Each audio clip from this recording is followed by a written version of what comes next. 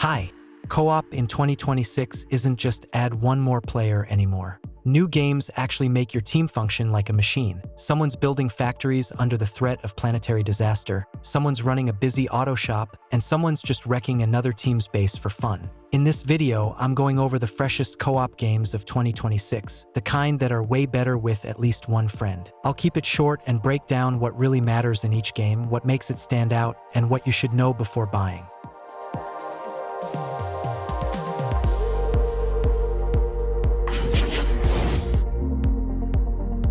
I want to start with Species Unknown. This is a co-op horror game for up to 4 players, where you play mercenaries sent to a derelict ship to complete contracts and evacuate before something in the dark hunts you down. The tension doesn't come from cheap jump scares, it comes from the feeling that you're being hunted. Contracts vary a lot in pacing. One mission you're extracting a black box, the next you're eliminating a threat or triggering the ship's self-destruct. Each objective demands a different approach. The monsters are procedurally selected with different behaviors and weaknesses, so the winner isn't always the best shot. It's the one who reads the situation and picks up on clues. In co-op, it genuinely feels like a shift at work. Tools like the motion tracker, shield, healing stim, and minimap buy you the few seconds you usually don't have.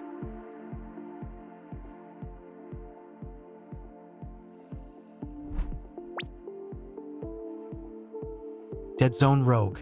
This is a roguelite shooter set on a spaceship where you mow through waves of machines while building around upgrades and elemental effects. Co-op supports up to 3 players, and the game actively rewards coordinated aggression, moving together, keeping the tempo high, and never letting enemies breathe. In co-op, small tactical decisions really matter. Marking targets for focus fire, sinking grenades, splitting roles, holding space while your teammate grabs an upgrade. The gunplay feels tight and satisfying, and the power scaling hits hard. When your build finally comes together, enemies start melting in seconds, and it genuinely feels earned.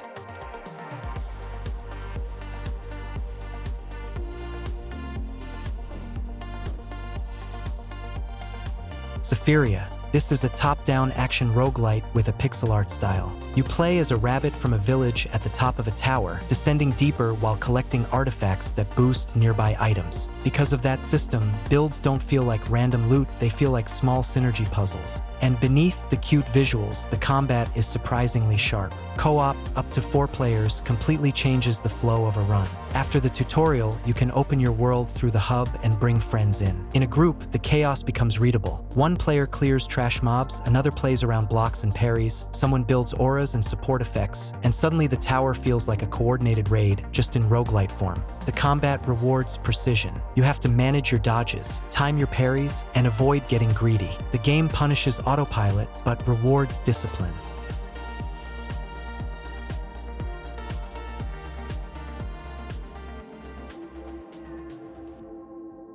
Absolum is a fantasy beat-em-up that finally does what the genre has needed for years. It takes the classic beat everything that moves formula and builds a real roguelite structure around it. You start with basic moves, but during each run you stack upgrades, combine effects, and slowly turn into a screen-clearing machine. It's almost like if Hades suddenly became a beat-em-up, same sense of momentum, same moody atmosphere. Co-op here isn't just running side by side. It's synced launchers, joint finishers, trading aggro, and constant coordination. It's designed for 2 players, online or couch co-op, and having a second player massively speeds up and amplifies the fights. Sometimes in the middle of chaos you can barely tell who's who, but that just adds to the fun. The only real downside is that in co-op you can accidentally interact with your partner's interface, so you'll need to coordinate upgrades and choices.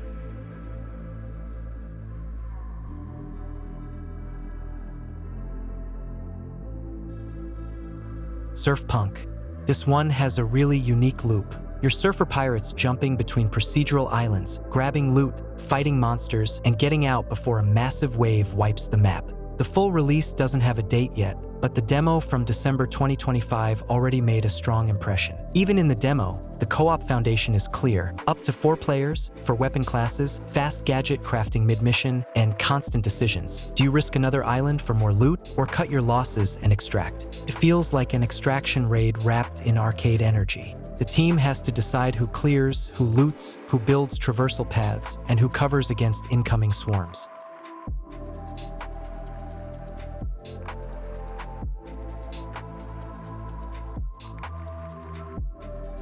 Roadside Research.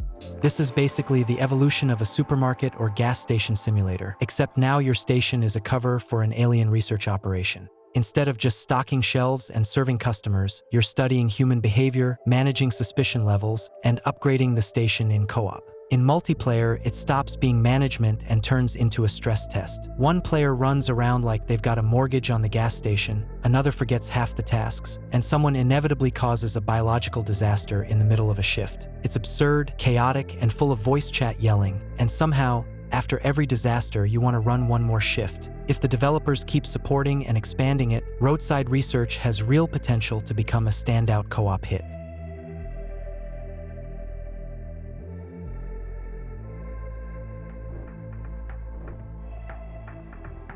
REANIMAL.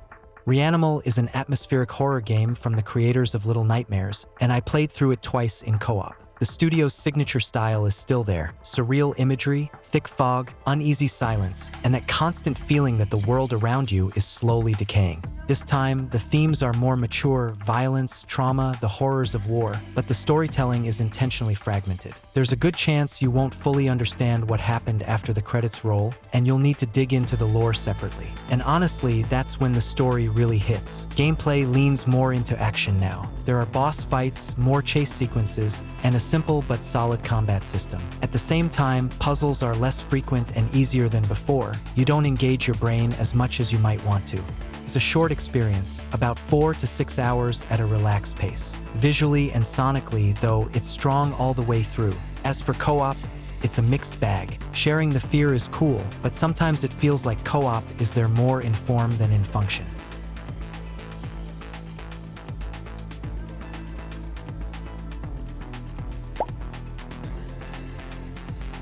Nioh 3. This is still the same dark samurai action RPG where combat is the main language. Stances, timing, stamina management, and harsh punishment for pressing the wrong button. For many players, this series was their first step into Souls-likes, wiping for 8 hours on a single boss and slowly feeling yourself improve. In Nioh 3, the core formula is intact, but now it expands into larger open areas instead of strictly linear missions. You get a proper map, activity markers, and that constant sense that something around the corner is about to test you. Exploration is genuinely rewarding: loot, essences, hot springs, side camps, hidden spirits, and you're not glued to a guide anymore. Combat has been streamlined a bit. Switching between samurai and ninja styles feels more flexible. Red attacks can be countered without mandatory yokai transformation, and the transformation itself feels more like a powerful damage burst. Co-op supports up to 3 players and feels like a true expedition.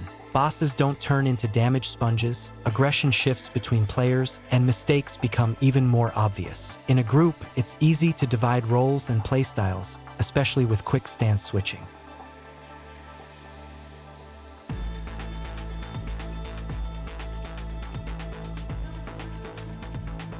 YAPYAP is pure friendly chaos for up to 6 players. Instead of stealing or carefully collecting loot, your goal is the opposite: destroy everything you can to meet the quota. If a game like Lethal Company is about preserving and extracting valuables, here it's about breaking, trashing, and unleashing magical nonsense before time runs out. That shift in objective completely changes the energy, and every run feels like a comedy show. The standout mechanic is voice-based magic.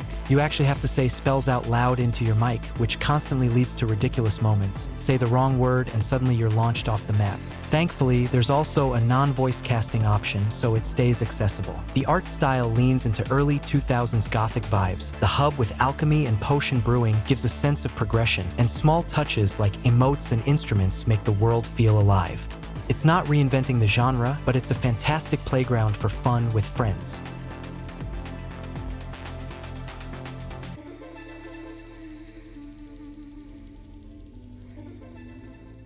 StarRupture. StarRupture blends survival and automation in a brutal setting. You're a prisoner sent to work off your debt on a hostile alien planet. The loop is simple: extract resources, send them to orbit, and build reputation with 5 different corporations, each specializing in energy, defense, logistics, production, or medicine. Complete contracts, unlock new tools, turrets, factories, rails, drones, and gradually turn your base into a functioning industrial machine. but you won't be left alone to build. Roughly every 55 minutes of real time, a stellar flare scorches the planet, organic life burns, machinery overheats, ecosystems reset. On top of that, local alien lifeforms constantly pressure you, from small creatures to armored and explosive threats. The result is a constant balance between expansion, logistics, and defense. The map is massive, and exploration is always rewarded.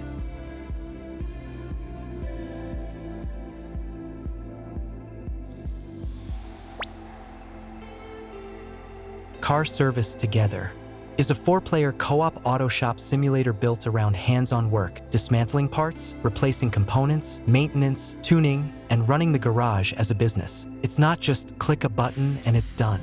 If you want the car to leave in good condition, you actually have to figure out what's wrong and fix it properly. In co-op, it feels like a real shift at a shop. One player handles customers, another works on the engine, someone else deals with bodywork and paint, and the fourth manages parts and inventory. The potential for expansion is huge, buying wrecked or flooded cars from scrapyards, restoring them from the ground up, expanding the vehicle lineup, and turning the garage into a full-cycle service center. Add garage customization, more brands and models, better localization and graphics polish, and this could become something much deeper.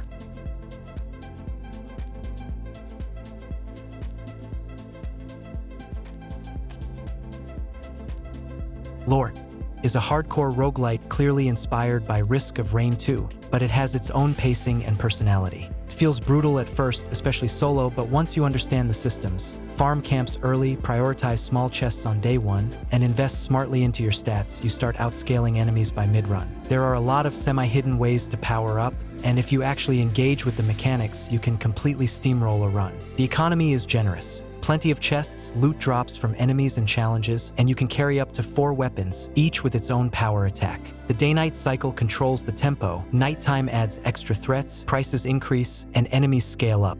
Movement feels slow at first, but once you stack mobility buffs and build properly, especially on agility-based characters, speed becomes a huge advantage. And there's a great quality of life feature. You can save your run by returning to camp, which makes it much more accessible if you don't always have an hour to spare.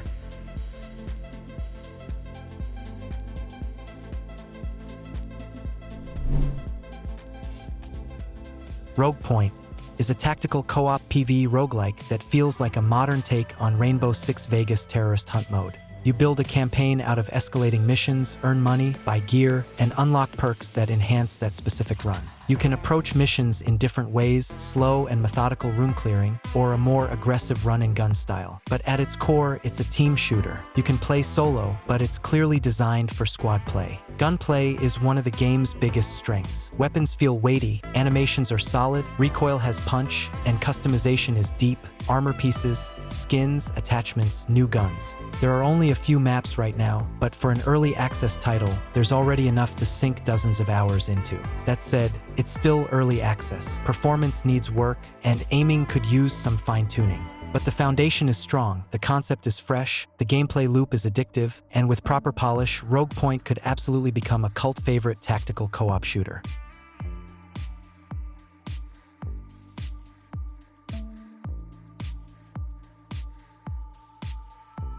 Bogos Binted is a collection of chaotic card and party minigames for up to 4 players, perfect for a night with friends.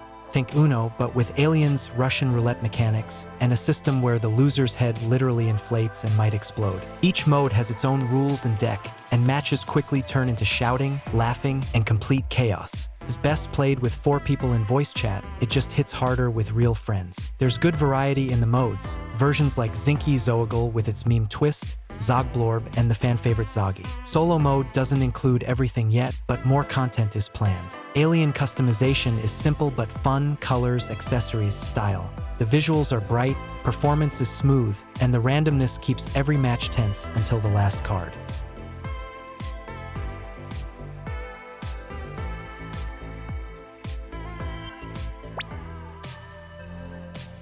Folklore Hunter is a co-op horror game about hunting cryptids, and the experience changes drastically depending on how many players you bring.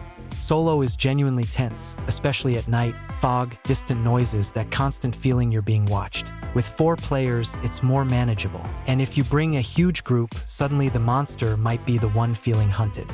Right now, you can hunt creatures like the Wendigo and a vampire like Strigoi. Gameplay revolves around survival, setting traps, collecting clues, solving map-based objectives, and performing a ritual that makes the creature vulnerable. You can't just dump silver bullets into it and win, you have to complete specific conditions first. The atmosphere is strong, visuals are solid, and performance is surprisingly good even on older PCs. It's especially great if you're into folklore and cryptid hunting.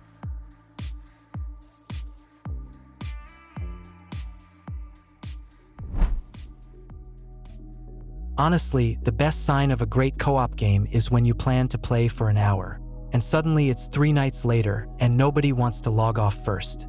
Co-op today is alive and thriving, different, weird, sometimes rough around the edges, but genuinely fun. So pick your game, gather your people, and create your own stories. The Image Game Channel was with you. Have a nice day.